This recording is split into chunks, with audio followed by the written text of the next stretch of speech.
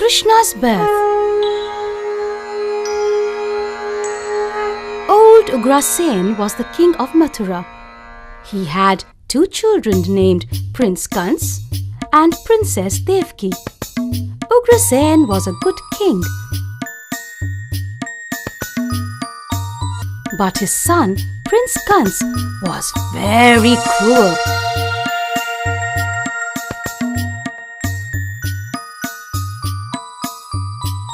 Now it was time for Prince Devki to be married off. She was to wed a noble man named Vasudev. As Kans was the brother of Devki, he had to become a charioteer for the bride and groom for one day. But he did not feel happy in doing so. While Kans drove the chariot bearing Devki and Vasudev out of the wedding hall, he heard a voice from heaven. The voice informed Kans that Devki's 8th child would be his killer. Kans was a superstitious man. He did not want to take any chances. He wanted to kill Devki as soon as he could. For he thought that if Devki was dead, there could be no 8th child. But Vasudev interfered in between. He begged Kans not to kill Devki and show her some pity. He promised Kans that he would hand over any child born to them, but he would let Devki live. Please, please, please, he begged Kans. Now Kans agreed, as he did not want to have the blood of his own sister on his hands. He put both husband and wife under house arrest. Every time a child was born, the guards informed Kans.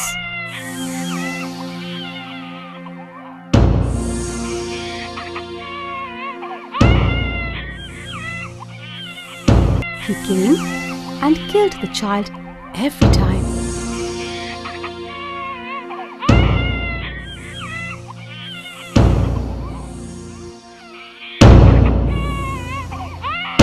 Six of Devki and Vasudev's children met their death in this way. The condition of the parents was very pitiable now. The 7th child was born at night. Devki and Vasudev, seeing the opportunity, decided to save the child. The guards were asleep.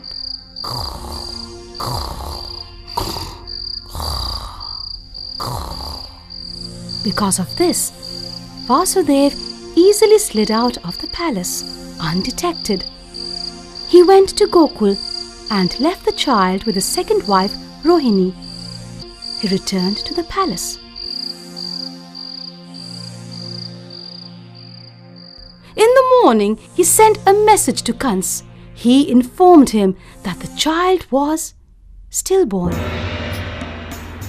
Kans was very happy to hear this. He knew the next child was predicted to be his killer.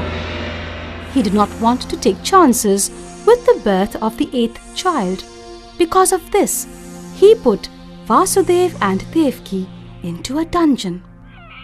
The 8th child was born. It was the 8th night of the month of Shravan. It was raining heavily on that night. It seemed that the gods were trying to welcome the newborn child on earth.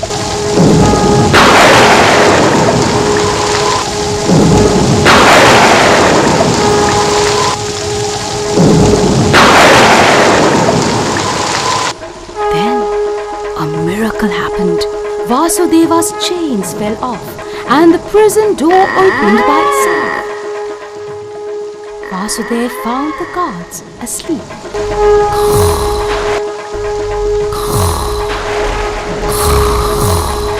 He decided to save the child and to leave him at his friend Nanda's place at Gokul.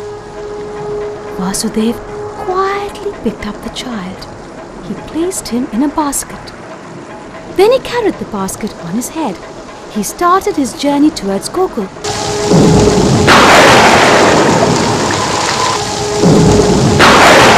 It was difficult to reach Gokul. It was situated on the opposite bank of the river Yamuna. It was raining heavily, and the river was overflowing. Vasudev was very upset.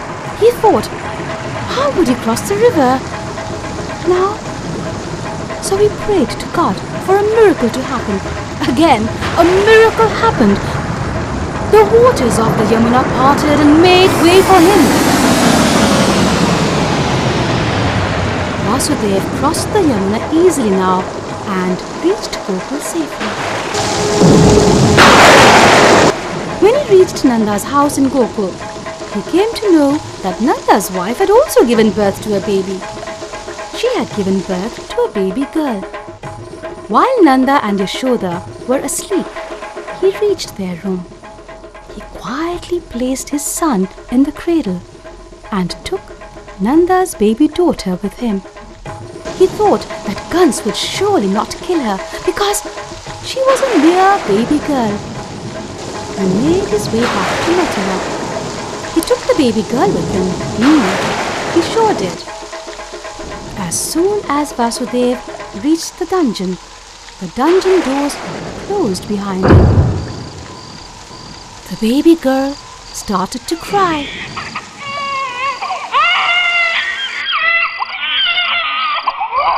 All the guards awoke. They rushed to tell Kans about the 8th child. Hearing this, Kans rushed to the dungeon. He picked up the child and was going to dash it to the ground. Vasudev begged Kans not to kill the child. He explained to him that it was only a girl and a girl would do him no harm. But Kans did not listen to him. He dashed the baby girl to the floor. As the baby was about to hit the floor, she suddenly flew up. She told Kans that the one who was born to kill him still lives and is in Gokul. Then she disappeared. Everybody was surprised to see all this.